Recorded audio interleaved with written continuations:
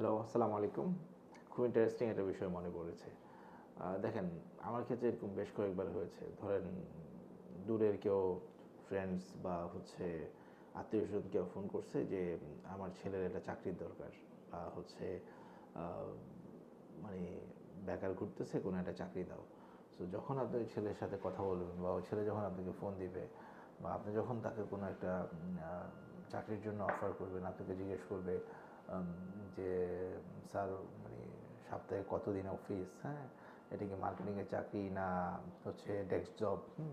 তারপরে আপনার মানে অফিস থেকে কী কী ফ্যাসিলিটি দিবে, দুপুরবেলা লাঞ্চ প্রোভাইড করবে কি না, বা অফিসটা কোথায় হবে, হ্যাঁ? তার বাসা কোথায় এবং অফিস কোথায়, মানে অনেক রিকোয়ারমেন্ট।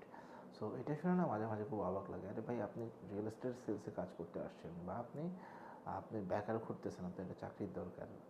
ওইখানে আপনি জয়েন করেন, আগে কাজটা শুরু করেন, কাজ শিখেন।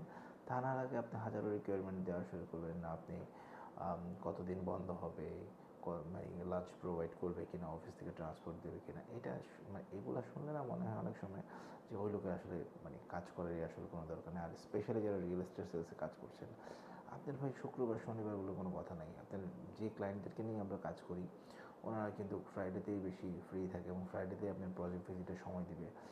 স্যাটারডেতেই সে আপনাকে টাইম দিবে মিটিং করার। তাহলে আপনার দেখেন, ফ্রাইডে স্যাটারডে ইস ডিপেন্ড। আসলে আপনি ক্লায়েন্ট যখন ফ্রি থাকবে তখন আপনি ভিজিট করাবেন, এটা কিন্তু এটাই হয়ে আসতেছে এত বছর ধরে। আপনি যদি চিন্তা করেন না শুক্র শনি আমার বন্ধ থাকবে, শুক্রবারে আমি বেরোবো না, তাহলে কিন্তু আসলে মানে এটা আমার কাছে মনে হয় রিয়েল এস্টেট সেলস আপনার জন্য না। আপনি 9টা 5টা এমন জায়গায় জব করেন যেখানে আপনি 5টা বাজে বেরিয়ে যেতে পারবেন, তারপরে আপনি আপনার কাজ করতে পারবেন। সো যারা রিয়েল এস্টেটে ক্যারিয়ার করতে চায়, আমি মোস্টলি যে কথাগুলো বলি এগুলো ম্যাক্সিমাম জুনিয়রদের জন্যই।